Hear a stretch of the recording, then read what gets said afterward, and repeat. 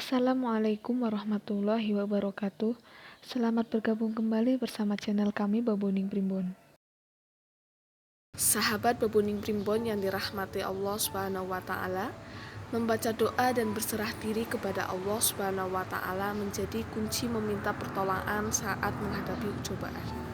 Salah satu doa yang mudah diijabah Allah Subhanahu wa taala adalah doa Nabi Yunus. Nabi Yunus pernah menghadapi cobaan berat, yakni ditelan ikan paus. Selama beberapa di dalam perut ikan paus, Nabi Yunus tak henti-hentinya memanjatkan doa.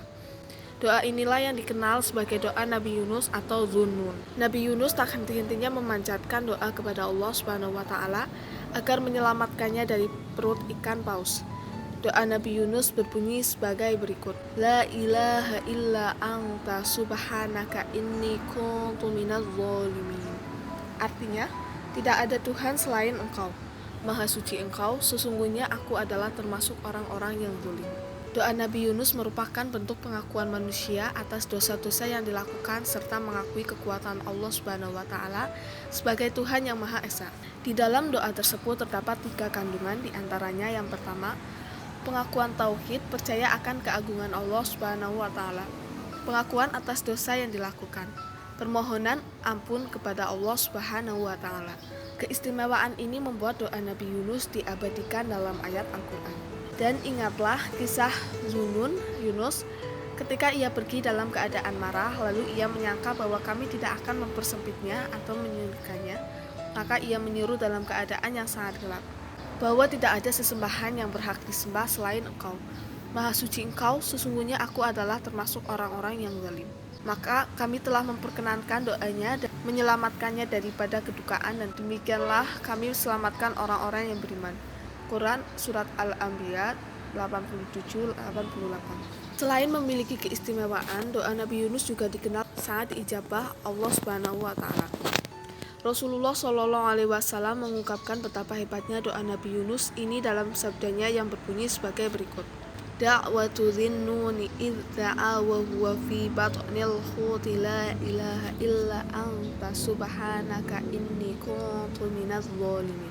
Fa innahu lam yad'u biha rajulun muslimun fi syai'in qattu illa istajaballahu lahu. Doa Zunnun, Nabi Yunus ketika ia berdoa dalam perut ikan paus adalah La ilaha illa anta subhanaka inni kuntu minadz zalimin.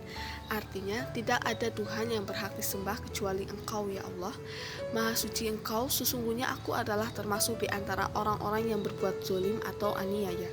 Sesungguhnya tidaklah seorang muslim berdoa dengannya dalam satu masalah, melainkan Allah kabulkan baginya. Hadis riwayat At-Tirmidzi. Doa Nabi Yunus merupakan doa yang kerap dibaca oleh para ulama. Ada yang membaca doa ini sebanyak 40 kali usai sholat subuh tanpa putus.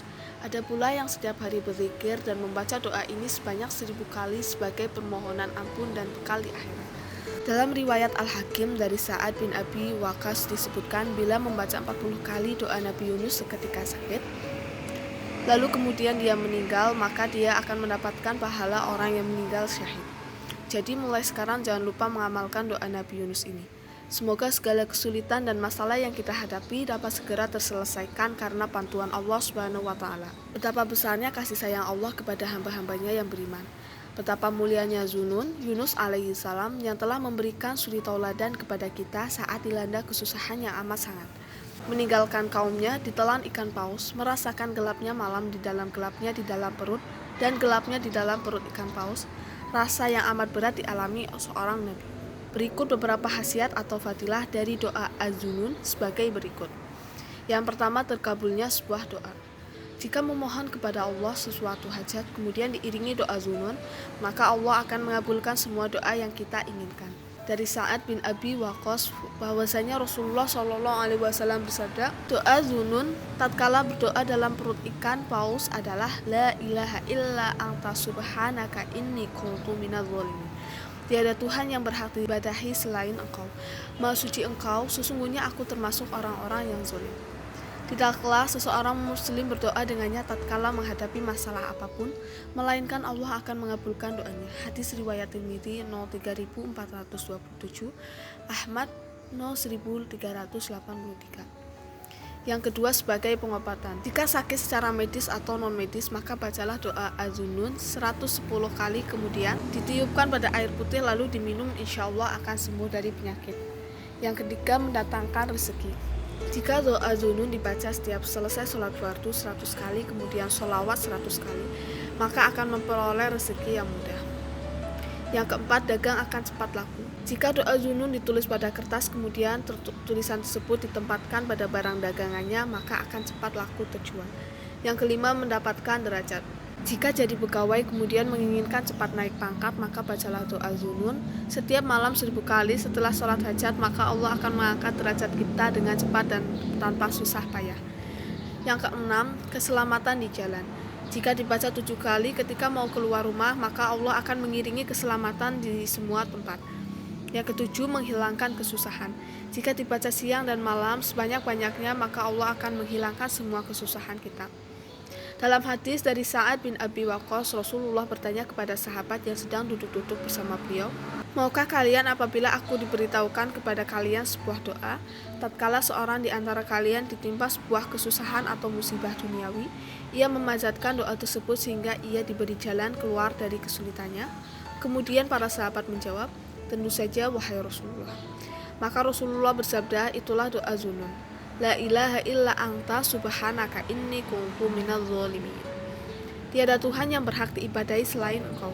Maha suci Engkau, sesungguhnya aku termasuk orang-orang yang zalim. Hadis riwayat Al-Hakim No 1818. Hadis tersebut merupakan ketegasan Rasulullah SAW tentang keraguan-raguan kita, bahwa doa Nabi Yunus ini adalah mustajabah untuk sepanjang masa, bukan hanya di zaman Nabi Yunus saja. Dan masih banyak lagi khasiat-khasiat doa Nabi Yunus. Sahabat Babuni Primbon yang dirahmati Allah Subhanahu wa taala, demikian merupakan kehebatan doa Nabi Yunus. Semoga bermanfaat. Wassalamualaikum warahmatullahi wabarakatuh.